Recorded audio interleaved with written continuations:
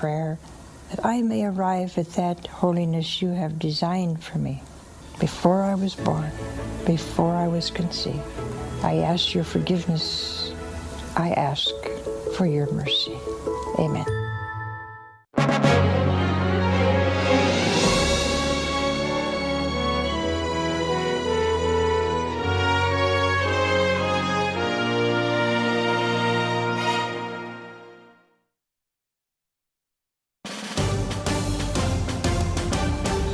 This is an EWTN News Link. I'm Tom Price. Flu cases are spiking across the country with the rapid spread of a dangerous new strain.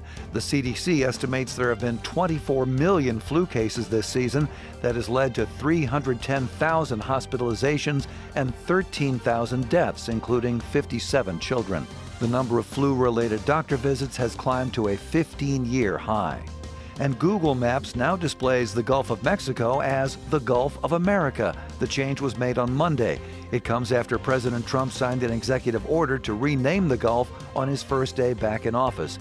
Google Maps users in Mexico will continue to see the Gulf of Mexico displayed, while everyone else outside the U.S. will see both names. For more news with a Catholic perspective, visit EWTNnews.com. Call to Communion with Dr. David Anders starts now. What's stopping you from becoming a Catholic? Why can't women become priests? 1-833-288-EWTN. I don't understand why I have to earn salvation. 1-833-288-3986. What's stopping? Why do I need to confess my sins to a priest? What's stopping you? This is Called to Communion with Dr. David Anders on the EWTN Global Catholic Radio Network. Hey everybody, welcome again to Call to Communion here on EWTN. Delighted to have you with us today. If you're new to the program and you're not a Catholic, well, by golly, this is your program. We are here to answer questions primarily from non-Catholics, although Catholics also call in sometimes. Maybe they've got a question that a coworker asked of them and they don't know the answer, and so they call in. So that's perfectly fine. We'd love to take your call today at 833-288-EWTN if you have a question about the Catholic faith. 833-288-3986. Outside North America, please dial 1 and then 205-271-2985. You can also text the letters EWTN to 58177. Wait for our response and then text us your first name and your brief question. Message and data rates may apply. You can also shoot us an email on that. The address is ctc@ewtn.com, ctc@ewtn.com. Pedro Quiles, our producer, and Matt Kabinski screening the phone calls, and they're coming in right now, fast and furious. Rich Jesse handling social media for us. If you would like to ask a question via YouTube, we're streaming there right now. We're also streaming live on Facebook. In both cases, you can put your question in the comments box. Rich will see it. He'll shoot it to us here in the studio, and love to get your question answered on today's program. I'm Tom Price, along with Dr. David Anders. Tom, how are you today? I'm doing okay. How are you, my friend? Oh, I'm doing decent. Thank you. Interesting question. This is one that came in actually yesterday on YouTube. We couldn't get to it because we just ran out of time. This one from Tony. Tony says, where does the new perspectives on Paul differ from Catholic theology? Yeah, thanks. I appreciate it, the question. So, first of all, the new perspectives on Paul is an academic school of thought. Okay. It's not a theological tradition. Okay. Even less is it a religious tradition. And so, to my way of looking at it, almost any academic school of thought can be reconciled to Catholic doctrine, if you make a few tweaks and caveats. Yeah. And the question is it true to history? That's the question we should be asking as historians.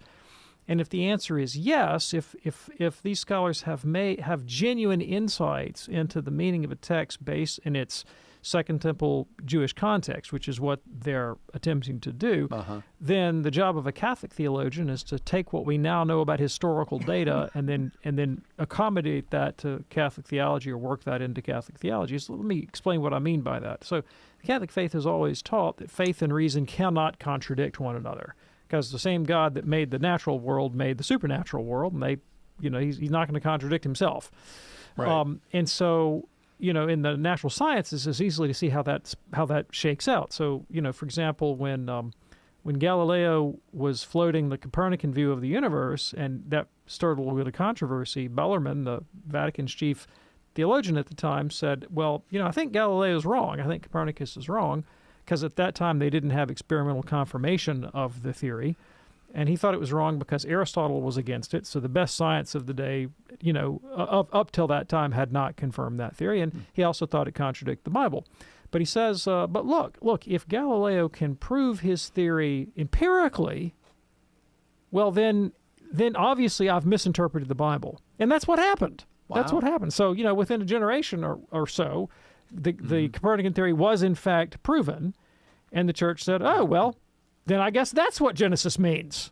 You see what I'm saying? Sure. Rather than like the fundamentalist view, which is just to say, well, that contradicts what I think the Bible says, so I'm just going to throw out the science. Catholic Church doesn't do that. We don't throw out the science. We say, okay, let's figure out how this science can be accommodated to Catholic faith. Well, we do the same thing with history. And when it comes to biblical studies, so, let's take a simple matter. Say the doctrine of Markan priority, which is the view of most biblical scholars that the Gospel of Mark was written before Matthew and Luke. And there's really good reasons to hold that. Well, there may be characters in tradition that thought that Matthew came first because it's first in canonical order. Mm-hmm. Then historians present really good arguments that Mark came first. And Catholic theologians go, oh, I guess Mark came first. Let's see how we can accommodate that. All right. So the New Perspectives on Paul is an attempt to read Paul in light of Second Temple, first century Judaism. And in view of that fact, they've made some interesting insights into Paul's language. And, where it really has the most theological significance would be on questions of justification, what these kinds of words of righteousness and justification mean in the context of St. Paul. And from my point of view, when I was coming along as a student of theology and not yet Catholic, encountering the New Perspectives on Paul school of scholarship, particularly guys like N.T. Wright and Krister Stendahl, was a huge bridge for me to become Catholic, because although they were not explicating Paul's doctrine as Catholics and they weren't using it to defend Catholic faith, in fact, those guys are not Catholics and not particularly friendly to Catholics. Yeah. In Wright in particular, they put a heavy emphasis on Paul's doctrine having a strongly ecclesial note, meaning that for him, justification is a declaration that one has been made a member of the covenant people, that one's joined the community. And so, it's not an individualistic way of conceiving of salvation.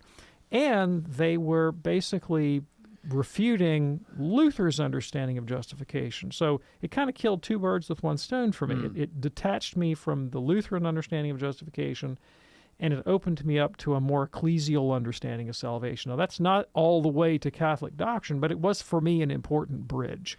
And typically you find that, Catholic types like me are fairly friendly to the New Perspectives guys, and the farther to the right you go within, say, fundamentalist Protestantism, the less they like it. Right? So it was for many, many people, it has been a bridge from conservative Protestantism to Catholicism. Tony, great question. Thanks for checking in with us on YouTube. Again, that question came in yesterday, but we couldn't get to it. Hopefully, Tony is listening today and got your question answered. In a moment, we're going to be talking with Ann in Kansas City, also Russ in Nashville. We've got several lines open for you as well. 833-288-EWTN. That's 833-288-3986. Call to communion with Dr. David Anders on this Wednesday afternoon here on EWTN. Stay with us. Here comes today's thought from Mother Angelica's perpetual calendar. How are we going to grow in faith if you don't have darkness? How are you going to grow in trust if there's no crisis?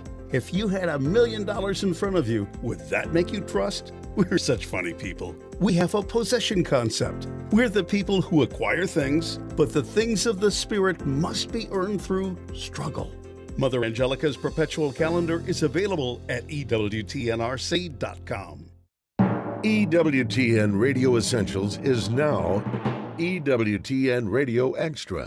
It's the past, present, and future of Catholic radio. You'll hear classic programs from Mother Angelica and Dr. Scott Hahn, plus timeless devotionals and award-winning podcasts from our partners on EWTN's Podcast Central. Listen now to EWTN Radio Extra on the EWTN app and on EWTN.com. Hi, this is Mike Aquilino with a few words about St. Clement of Rome. St. Clement was a disciple of Saints Peter and Paul, and he succeeded St. Peter as Bishop of Rome. We have a long letter he wrote to the people of Corinth in Greece.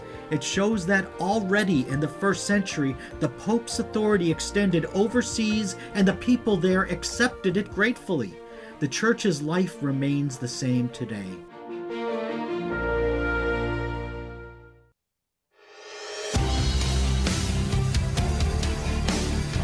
It's Called to Communion with Dr. David Anders on this Wednesday afternoon here on EWTN. Our phone number 833-288-EWTN. Several lines open for you. 833-288-3986.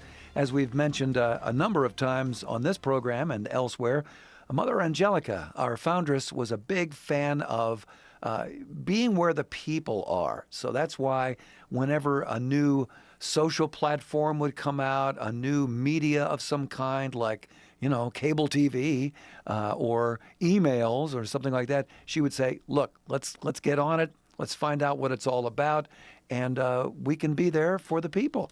And one of those that has persisted to this day is the iHeart Radio app for your phone. You can listen to the EWTN Radio live stream. If you've got that puppy on your phone, go to iHeart Radio and search EWTN. It is absolutely free. If you're ready now, let's go to the phones at 833-288-EWTN. We're going to begin today with Ann in Kansas City, listening on the EWTN app. Ann, what's on your mind today? Thank you so much for taking my call. I really respect your prudential opinion. My sister-in-law is a baptized Catholic, and last time I saw her, she mentioned that her grandfather was dying. And I know him, and my son and I prayed the Divine Mercy Chaplet for him, and I've been praying for him. And then I texted her, and I said I would like to send a priest over to, anoint him and give him last rites and the apostolic blessing and everything that he can. And so she wrote back and said, thank you, but the Baptist pastor is coming over.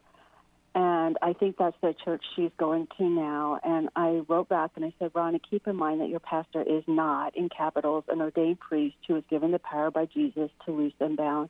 He was not given the right to conduct last rites, the sacrament. I can't let a soul die without heaven's gift if I can help. And she wrote back, I can't express how much I appreciate your love, blah, blah, blah. But he's a steadfast Baptist, and I respect that religion. We have to move forward as the family we are. And I don't want to leave it there. I want him to die in the Catholic Church. A priest did that for me, for a neighbor whose mom was Baptist. He went over there. He just asked her the questions, do you accept Jesus? The questions, baptized her. He was so happy, gave her Holy Communion, and she died in the Catholic Church. And I want that for Bob, but I don't know. I don't have his contact information, and I don't know how to make it happen. Okay, thanks. Okay. So let me clarify a couple of things. So the man who's dying, his name is Bob. Mm-hmm. Okay. Now I think you communicated that Bob is not a Catholic. Is that correct? He's Baptist. He's a Baptist, right? His okay. Granddaughter. And yes. has he expressed any interest in becoming a Catholic that you know of? No. Okay. So I'll tell you what I would do in your situation. you have done what I think a person could reasonably do to try to reach him with the sacraments of the Catholic faith, since neither he nor his proxy have shown any interest in the ministrations of a Catholic priest. I think you're going to have to leave it there. And you're going to pray for the repose of his soul and trust in the mercy of God. The Church says that we can't compel anyone to accept Catholic faith. We can make the invitation. Yeah. We can't compel them. Right. And thank you so much for your call, and thank you for being such a good friend. And that opens up a line for you right now at 833-288-EWTN. That's 833-288-3986. It's Call to Communion on this Wednesday afternoon here on EWTN. Let's go to Russ now, listening in Nashville via our podcast. Russ, what's on your mind today, sir? Hello, guys. My question is about in Ephesians, where it talks about the fivefold ministry, right? So evangelists, shepherds, apostles, prophets, teachers. What's the Catholic understanding of that? I know in Protestantism, there's a wide range of opinions. Sure. What do you guys? Sure. What do you guys yeah, think? Absolutely. So clearly, these are all functions. These are all functions that have to be exercised within the Church. That doesn't follow that they are all established offices. You can have a function without an office. You can have an office without a function. And so, in terms of the offices, apostle is an office in the Catholic Church. And the apostles had a foundational role in handing on the deposit of faith. And the apostles ordained successors, which are the bishops of the Catholic Church. And you'll notice that, say, for example, the pastoral epistles don't speak in these terms of these five particular functions. They do, however, talk in terms of offices, and they mention overseers and presbyters and deacons specifically, right? So we have the apostolic office in the persons of the 12. We have their successors in the persons of the bishops. Prophecy was an office in the Old Testament, often attached to the royal court, but seems to have been a sort of charismatic gift in the New. Okay. And so it isn't necessary. It's not essential to the Church's constitution that, say, every parish have an appointed prophet, right? Although prophecy as a gift can exist within Catholicism and has and continues to do so, and there are some celebrated characters in Catholic history that, in my judgment, were possessed of the supernatural gift of prophecy. Not so much the ability to foretell the future as to speak the word of God with boldness in a way that brings supernatural conviction, that transcends our ability to understand. One that I am fond of citing is a medieval female mystic named Catherine of Siena, who was a person of no account, really, but she had this incredible gift, and she could march out into the middle of a battlefield between warring princes and Italian city-states and say something like, "Stop in the name of Jesus Christ," and doggone it, they stopped. Wow. She could stop armies, with the power of her prophetic personality. Yeah. But she had no established office. She just had a gift, right, and holiness. Pastor I should say evangelist. Okay, so evangelism again is a function. It's a role that individuals within the Catholic Church operate. It could be an appointed position, but there is no established canonical position called evangelist, where everybody has to have a kind of ordained evangelist. Pastor actually is an established office in the Catholic Church, and it's a juridical role, and it's attached to a particular Christian community. We call them parishes, and so every parish is meant to have its own pastor who is a teacher who sanctifies through the celebration of the sacraments and comforts and so forth. But he also governs and rules and makes decisions about who gets to have the rec room on Thursday night. He calls the shots. And then of course teacher also can be a function or an office. It's the function of every bishop. One of the bishop's primary jobs is in fact to teach. Pastors and priests are authorized to teach.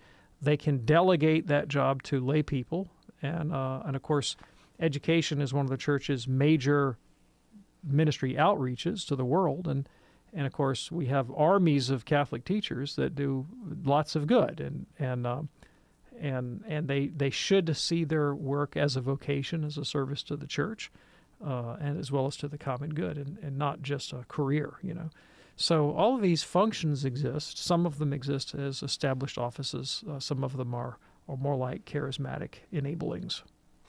Oh, there you go. Russ, thanks so much for your call from Nashville. Glad that you're watching us there on EWTN's Call to Communion with Dr. David Anders. A couple lines open for you right now at 833-288-EWTN. That's 833-288-3986. Patrick is listening to us in San Antonio on the great Guadalupe radio. First-time caller. Hey, Patrick, what's on your mind today, sir? Hello, y'all. Thank you for having me. Sure. I just have a question or maybe an insight of the 4th century early church and, of course, the Council of Nicaea, and just a point of view you can help me with from a Protestant point of view. I'm Catholic, but from a Protestant point of view, and why a lot of Protestants don't agree with the 4th century, especially with with the sacraments such as infant baptism. I've heard a lot of claims from Protestants about the 4th century and how the early church kind of fell off from the teachings of the apostles. I was wondering if you have any insight and elaborate more on that particular time frame. I sure do. I really appreciate the question. So Protestantism as a whole is characterized, and look, when I say Protestantism as a whole, am I generalizing? Yes, I'm generalizing. Have to. William Blake said to generalize is to be an idiot. Okay, so because if you generalize, you there's always some exception to the rule. Of course. Okay, so if you're that exception to the rule out there, I'm not talking about you, but the vast majority of Protestants. Got it. All right, have a theory about the origin of their own tradition, and the theory it presupposes a doctrine of primitivism. That is to say, the idea that the early church, and they all define that differently.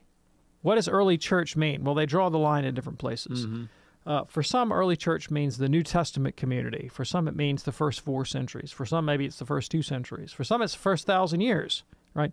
But all of them have a different conception, but they all have this idea that the primitive church, whatever that means, somehow or another got it right, and that at some place along the line, the evil, bad Catholics got off on the wrong foot, and the Reformers, and again, who's a Reformer? Well, the founder of my denomination.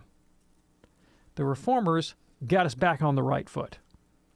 Now, you almost have to have that ideology. You don't absolutely have to, but you almost have to have that ideology to be a Protestant for an obvious reason. Wherever you start the timeline of your own tradition, it ain't in antiquity. Right, all these guys had historical founders in linear time, located someplace in the Gregorian calendar, and most of them post 16th century. Mm-hmm. So Luther dates from the early 16th century. The Calvinists, of course, date a couple decades later. Mm-hmm. Anglican Church from the 1520s. The Baptists date from I think 1609. John Smith founds the Baptist denomination, Baptist religion, the Methodists from the 18th century, Pentecostalism from the turn of the 20th century, 1900, 1901. And so you're confronted with an obvious problem. How could Christianity have existed for 2,000 years when people who get it right, namely us, have only been around for 100 years, 200 years, 400 years, 500 years at the most? Mm-hmm. And the way almost all of them answer that question is to say, well, there is this utopian period in the past, and we have recovered it. Okay, now, here's the interesting thing about that theory. The theory has to come from somewhere. Like it's not presented in Scripture. The Bible doesn't talk about a pristine early church from which the world will defect only to be recovered by future reformers. That's not the picture of history that the New Testament paints. It certainly doesn't paint the New Testament church itself as any kind of pristine wonderfulness. I mean, in fact, the New Testament church is obviously replete with controversy and heresy and schism and immorality and all kinds of nastiness, right? So it's not in any way depicted as ideal. Any more so is it something to fall away from and then recover. That idea has to emerge from someplace. Here's the fascinating thing. You know where that idea comes from? It doesn't actually start with Protestants. It's actually Catholics that invent the idea of reform. And it begins in the monasteries in the Middle Ages when they try to reform their living of the Benedictine rule and get back to a more ancient adherence to the Benedictine rule. Mm-hmm. Then it comes to penetrate the papacy because former monks entered into the papal office and they'd lived a reforming ideology as monks. They decided to bring it to the papacy and that to the whole church.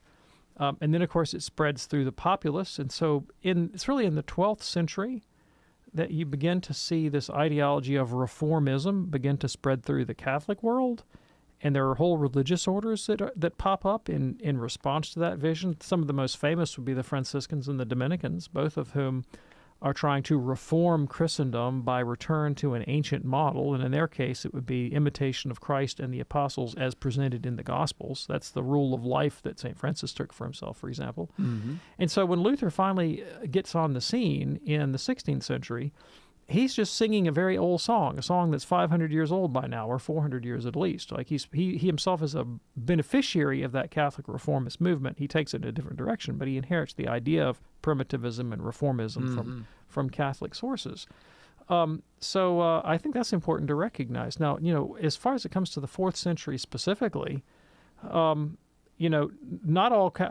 certainly not the case that all Protestants think the 4th century was where things got bad. Historical Protestants, like 16th century Protestants, the major confessional Protestants, they loved the 4th century. It was the 4th century they wanted to get back to. Luther and Calvin wanted to get back to the 4th century, not to the 3rd, not to the 2nd, not to the 1st. They wanted to go back to the Church of the Councils. They wanted to go back, so they claimed. Yeah. They wanted to go back to the Church of the Councils. They wanted to go back to the Church of the Holy Hierarchs. They wanted to go back to the Church of Augustine and Jerome. That's what they wanted to get. They wanted to get back to the Church of Chrysostom. That's what they wanted to get back to. Jonathan Edwards, Puritanist, a Puritan preacher from the 18th century, he thought the 4th century was the bomb. He loved the 4th century. So Baptists obviously going to have a different tack because they don't like traditional Protestants. They think they're their own thing. But again, they have a starting date of 1609. That's true. Patrick, thanks so much for your call. Hope that's helpful for you. In a moment, Betsy in Dearborn, Michigan. We'll get to some of these YouTube questions, hopefully your calls as well at 833-288-EWTN for Call to Communion. The power of prayer simply means that words have an effect. For example, when a couple says, "I do," it literally changes two people to becoming one in marriage. When you say, "I love you," it changes us and it gives us value. The power of prayer is in the words and in the sentiment, but it's also in the fact that God, who is omnipotent, all-powerful, answers our prayers. This is Montse Alvarado. Join me for topics that matter to you on EWTN News in Depth, Friday night, 8 Eastern on EWTN Radio and Television. And now, the EWTN Family Prayer with Father Joseph. Family, a prayer that we pray together is a powerful prayer. So please pray together with me our EWTN Family Prayer. Today we pray for those who are suicidal. Heavenly Father, we adore you. You delighted in the thought of each one of us, and so created us, that we would share in your life and love both now and forever. Our lives are precious. Help those who are tempted to take their own lives to find you. Reveal your love to them and open their eyes to the wonder of their existence. Give them hope in their despair, joy in their sorrow, peace in their distress. Amen. EWTN. Live truth, live Catholic. On Thursday's Take Two with Jerry and Debbie, our topic will be, is AI a help or a hindrance? And now back to Call to Communion with Dr. David Anders.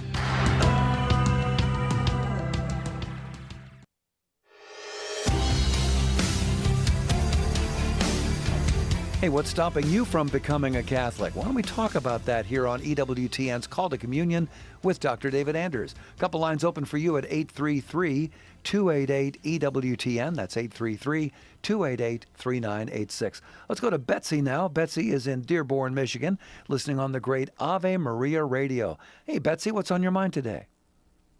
Hi. How do you answer the question or the statement when somebody says they're spiritual, but they're not religious? Yeah. And also an argument against Machiavelli or a book you can recommend that counters him, as well as something like Eckhart Tolle's The Power of Now? Okay, hang on. I'm writing all this down. I got a lot to speak about here. Yeah. All right. Okay, all right. So, spiritual, not religious. Let's start there. Okay. There's a 19th century American religious philosopher named Josiah Royce. From some points of view, Royce, I think, could be characterized as someone that was spiritual and not religious. All right? Although he was pretty smart about it. And he wrote a book called Sources of Religious Insight. And I like it. It's one of my favorite books in philosophy of religion. And what his project is he says, look, there are all these different religions in the world, and they're all aiming at something. Rather than diving in and saying, Christianity is true or false, or Judaism is true or false, or Hinduism is true or false, let me see what I can come up with as a philosopher to figure out, is there some kind of common core of things they're all striving for? And what in philosophy could give me insight into what that is and how these different traditions may or may not go about meeting those needs. Now, you can quibble with his answers, and you can say he got it right or he got it wrong, but I don't think the project itself is without value. And this is what Royce says. It's one of my favorite quotes. I just love this quote, all right? And I'll tell you why I like it in a second. So he could be wrong about this, but this has his analysis of the religions. He says, what they're aiming at is rather the ideal of the triumph over our own unreason, right? Namely that we have rationality, but we're kind of at war with our rationality. Like we how many times you say, I knew I shouldn't have done that. Well, then why the heck did you do it? Yeah. It's the idea that the reign of caprice, our whims and passions, yes, the reign of caprice ought to be ended, that the wounds of our spirit ought to be healed. In the midst of all our caprices, or because of our caprices, we learn the value of one great spiritual ideal, and that's the ideal of spiritual unity and self-possession. Now, there may be other things you could say about the quest over the religious life, but I think as far as it goes, I think Royce is basically correct. Now, one of the reasons I like this quote is, isn't that exactly what St. Paul says in Romans chapter 7? Paul says, I see this law at work in my mind that loves the law of God and desires to do good. But there's another law in my members, and it's at war with the law of my mind. Yes. What a wretched man I am. I'm at war with myself. What's the solution to this problem? Mm-hmm. Okay. Now, throughout history, going way back, all the way back to the origins of the Western philosophical tradition, before Christianity, to be sure, back to Plato, back to Aristotle, back to the Stoics, philosophers and religious leaders and thinkers recognized that the solution to this problem, however you conceptualize it, is not easy to attain, that it takes discipline, it takes insight, it takes wisdom, it takes practices that can ameliorate my self-deception, my war with myself. This requires that I form new habits. There's a great historian of philosophy named Pierre Hadot. He has a book called what is it called? Spiritual Exercise. Philosophy is a Way of Life. That's the title. Philosophy is a Way of Life. Spiritual Exercises from Socrates to Foucault. Okay. Another one called What is Ancient Philosophy? And what Hadot draws out is that for much of ancient philosophy was about ameliorating these wounds of the spirit that Royce identifies. It was about how to overcome our unreason and specifying practices, prescriptions, if you will, to train the mind and the heart and the will to overcome these perennial problems. Now, philosophy lost sight of that, and it doesn't behave that way anymore, but religions still do. And not just Christianity, but many religions, they curate, some more or less successfully, ways of approach, practices. We might, liturgies, devotions, doctrines, ethical codes, communities, and so forth. They curate these practices to as tools to accomplish this end, to ameliorate these wounds of the spirit, to help overcome our unreason, to help subjugate our passions, to help us live more humane lives, to be better versions of ourselves, to transcend ourselves, to be a force for good in the world. And they're stores of wisdom and value. Because many of them are ancient and they reach back into antiquity, they've had the crucible of human experience to work out, good and bad responses to these problems, and they have wisdom and insight to draw upon. And so, as an argument for religion, not just for Christianity, I would say, if you are a person like St. Paul, if you're a person like Josiah Royce, if you're a person like Socrates, if you're a person like Gautama Siddhartha, you're a person who like St. Augustine, Augustine Aurelius Augustine, who wakes up one day and says, I don't like the man that I am, and my life isn't going well, and I'm dissatisfied with my life, and I'm striving to get beyond. I want to move beyond myself and beyond my limitations. I want to become a better version of myself and do more good in the world. Well, there's two ways you could approach that, I suppose. Let me reach out to the greatest sources of wisdom and insight that I can find to lay hold of spiritual practices and traditions and habits that have been proven through the test of time to ameliorate the human condition. Or I'm just a genius and I'll do it all on my own. Right? I could just sit down in front of YouTube and just scan videos on personal improvement, and I'll come up with my own self-help scheme, right? Well, that's pretty immature. Yes. Pretty narcissistic, fairly hubristic. But entering into the life of a community and a tradition, adopting its terms, its point of view, its perspective on reality, joining its community, availing myself of the resources and the support therein, as a set of tools and practices to ameliorate my underlying spiritual malaise, strikes me as good sense and wisdom, right? So that's spiritual, not religious, in my judgment, is someone who recognizes that there is such a thing as a spiritual quest, but chooses not to affiliate with one of these wisdom traditions that has been doing this for 2,000 years and says, well, I'll figure it out on my own. And of course, it speaks to the spirit of the age, which is individualistic and anti-authoritarian, anti-hierarchical, and distrustful of authority and expertise. Yeah. That doesn't necessarily mean that it's wise, right, to do so. All right. Now, what would I say in response to Machiavelli? Well, Machiavelli is, the term Machiavellian is, of course, drawn from his name, and a Machiavellian individual is one who will literally do anything to get on top. Lie, cheat, make alliances, break alliances, manipulate in order to achieve whatever political or self-aggrandizing goals that he or she has for oneself. And if you have a fairly truncated view of the human person and human happiness, and you think that your satisfaction in life can be satisfied, essentially fulfilled, simply by the raw acquisition of power, well, then Machiavellianism is the way to go. But if you think the human person is more than that, then Machiavellianism is not the way to go. Now, here's what reason shows in answer to that challenge. Long time ago, Aristotle, the Greek philosopher, wrote the first major treatise in the Western tradition on ethics, Aristotle's Nicomachean Ethics. And we think of ethical questions today in terms of, what's right or wrong. If is it, can you kill 3 ducks to save 5 and try to do these kind of moral calculuses in these weird hypothetical scenarios? That's not the way the Greeks thought about ethics. The Greeks thought about ethics this way. They said, what does it mean to live a good human life?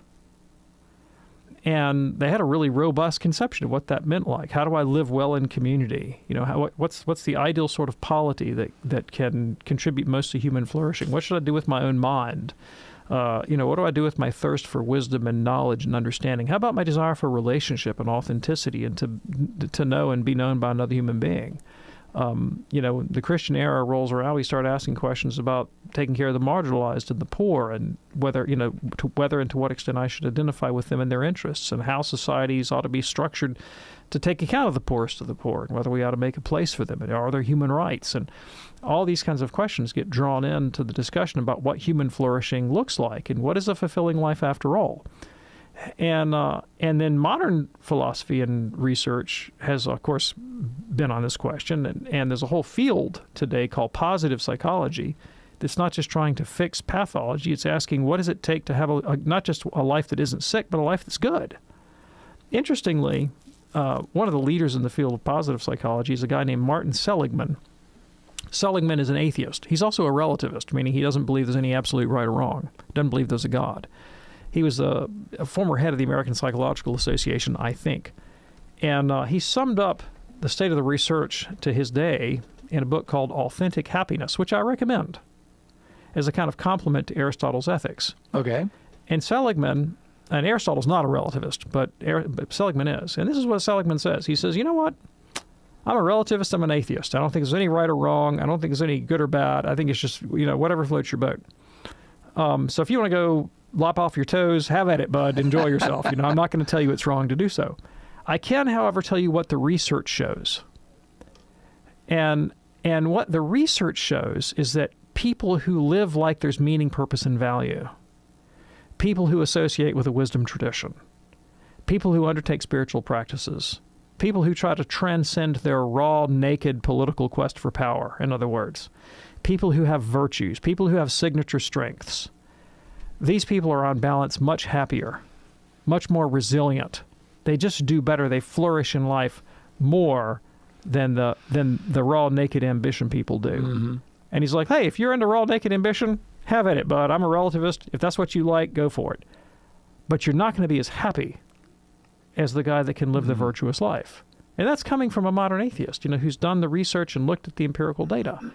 And so, again, to Machiavelli, I would say, look, I probably can't convince you in the course of a conversation that life is worth living. Right? Yeah. But if you're one of the people who thinks it is, then there's a lot of arguments I can give you that Machiavellianism is not going to give you the kind of life that's worth living. Betsy, is that helpful for you? Yeah. Thank you very much. Appreciate your call today. It's Called to Communion here on EWTN. If you are a fan of the Rosary, we've got you covered. EWTN Radio brings you the Holy Rosary twice each day. That's every day. We've been doing it for over 30 years now.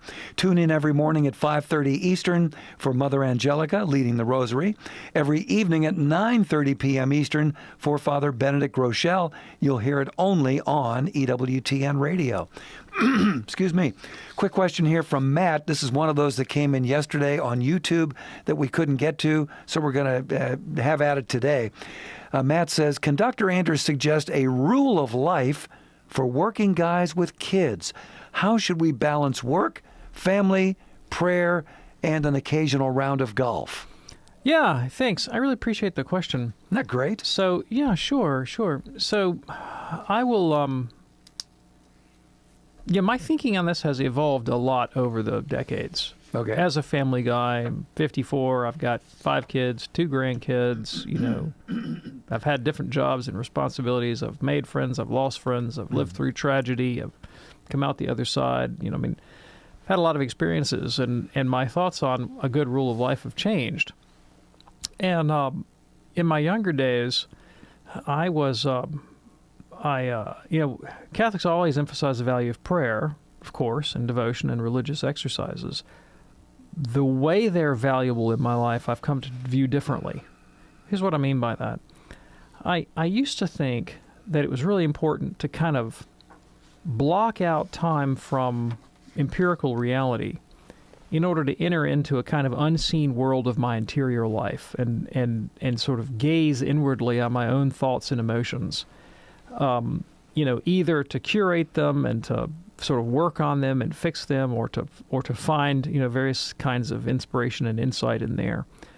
In other words, I construed kind of the ends of my spiritual quest and activity as something that was set over against the rest of the details of my vocational life of parent and job and work. And I thought, okay, maybe I go into that secret hidden place so I can come out and do a better job there. But still, they're kind of two different worlds. And what I've realized is that when I look around me at the people in life that I have admired most, as fathers, as husbands, they had blessed little time for navel-gazing nonsense. They really did. Yeah. And my grandfather was a person who was just had enormous amounts of integrity. I mean, just enormous. When he died, people came out of the woodworks talking about what an incredible guy he was. And I remember asking my uncle one time, I said, Uncle, what did your father do in his spare time? And I'd heard my dad's stories, of course, but I wanted to hear my uncle's stories. Okay. My uncle looked at me and said, he didn't have any spare time. He spent all his time working to take care of his family. Yeah. And my dad was kind of like that. He was a person of just unfailing, unflinching honesty and virtue. He would never intentionally do the wrong thing. He went out of his way to help people, sometimes in unsung and unnoticed ways. He was unfailingly honest. He would deliberately take the short end of the stick when he could have taken the long end of the stick, just because it was there. This is a trivial example. But I remember one time I went out to eat with my dad, with my family, and we went to this restaurant, and we had the most atrocious service I've ever had in any restaurant. And not only was the service atrocious, but the waitress kept telling us how good it was, and dropped like, I don't know, 50 times or something. How I don't remember what her expectation for a tip was. I don't know, say it was 20% or something. And she brought the wrong thing here. She brought the wrong thing there. It was just nasty. And when she finally brought the bill, she's like, "Should I write in the 20% tip?" And I was like, I can't believe the gall of this woman. That's pretty amazing. She literally asked if she could write in the tip herself. Wow. And I was like, it's 15% tops. If I'm feeling tremendously generous, it's not going to be this 20, and no way you're going to write in your own tip. My dad goes, "Yeah, that'd be fine." Wow. And she goes away, and I was like, what on earth are you thinking? This woman's practically poisoned us, and you're letting her write in her own tip. And he's like, well, it was really important to her. Wow. And that was just a tiny little example. Like, you just multiply that over the course of a lifetime, right? And I've come to think that I'm not saying you don't have a rule of life and you don't have time built in for spiritual practices, but it was like the spirituality was in the living. It was in the act of the living. It was a single-minded commitment to make one's family life the thing that one was about, and one's commitment to one's principles, which just pervaded everything in one's personality. And that would include the golf game that you take time for. Like, you're not gonna drop an extra ball when nobody's looking on the green. You're going to be honest. You're going to keep to your stuff. Sure. And then I really think now, that spirituality is much more about that living that fidelity to one's vocation and one's state of life. And if your state of life is such that golf games and a movie with your kids and stuff like that is part of your rule of life, then that's part of your rule of life too, right? And for me personally, the intellectual life is a very important part of the development of my personality and just very, very meaningful to me. But I also try to integrate it with my parenthood and my relationships, and you give your kids what you can, and I've been privileged to be able to, say, talk to my kids about books and ideas and culture because that's my education. But I'm terrible at things like changing oil or pitching a baseball. And one of my older kids called me a couple of weeks ago, and he said, I want to thank you for the fact that you raised us the way you did, and you taught us the things that you taught us, and they were valuable to me. And we laughed about the fact that neither one of us was any good at changing the oil, but by golly, we could talk about ideas. You give your kids what you can give them, and you love the things that you love, and that's a good thing. It's a good thing, and it's not wrong. And then you make those crafts and those activities and those talents the workshop in which you teach the lived practice of the virtues. Matt, thanks so much for checking us out on YouTube. I know that came in yesterday, but I'm glad that we were able to answer it today. Here is Frank now in Westminster, Colorado, listening on YouTube this afternoon. Hey there, what's on your mind today? Well, I've got a question, like everyone does that calls in. If I am suffering, like, say, I'm going through a migraine headache, and I offer my suffering to God as a means of intercession for the souls in purgatory or the homeless or whatever, but then after I make that offering, I take a couple aspirin to ameliorate my pain. Does that invalidate my offering? Yeah, I appreciate the question. So when I think about the Gospels, I think I can't come up with a single instance in which a person that was in physical pain and suffering approached Christ for healing, to whom he said, "No, I got a better idea. Why don't you offer it up?"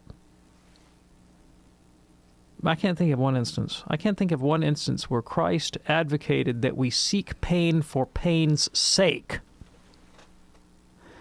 Now, he did say that we have to accept the lot, that providence sends to us. Right.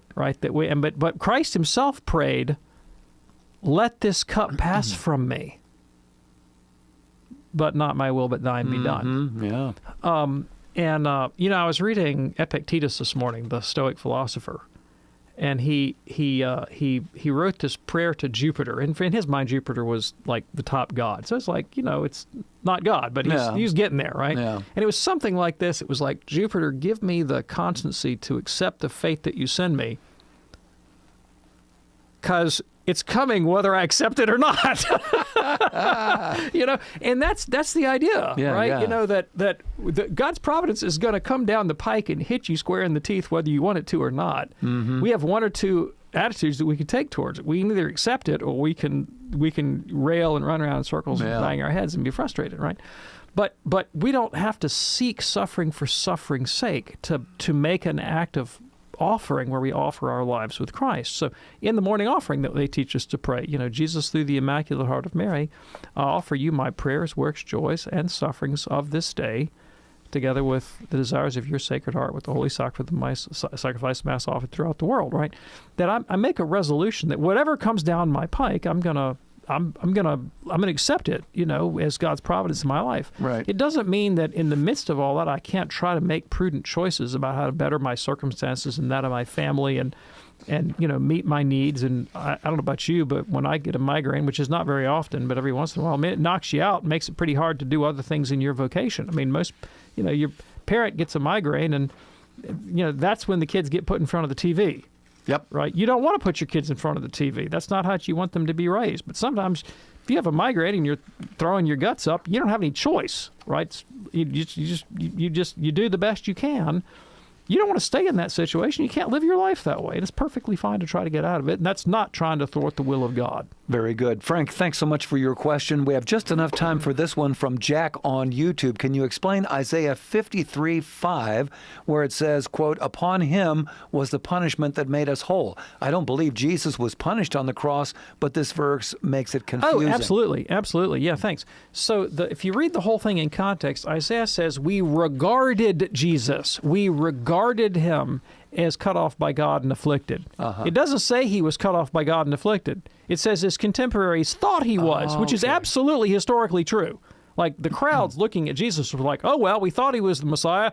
Guess he's not. Messiahs don't get crucified." They regarded him as cut off and afflicted by God. Now, was Jesus punished? Not by God, but by the Romans. Yes. So it is an empirical historical fact that Jesus was in fact punished, but he was punished by the Romans. The mistake his contemporaries made was to assume that God was punishing him. They were wrong. They assumed that. They were wrong. Nonetheless, it was a punishment. It was a judicial penalty executed against him by which we are healed, but just not one inflicted by God. Okay.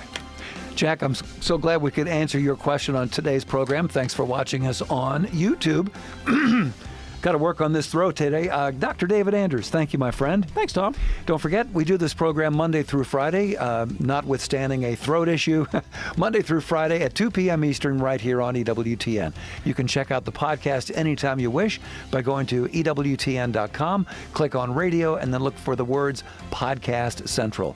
On behalf of our fantastic team here, I'm Tom Price along with Dr. David Anders. Thank you for watching and listening today. Hope to see you again tomorrow on the Thursday edition of Call to Communion. Until then, have a beautiful day and God bless.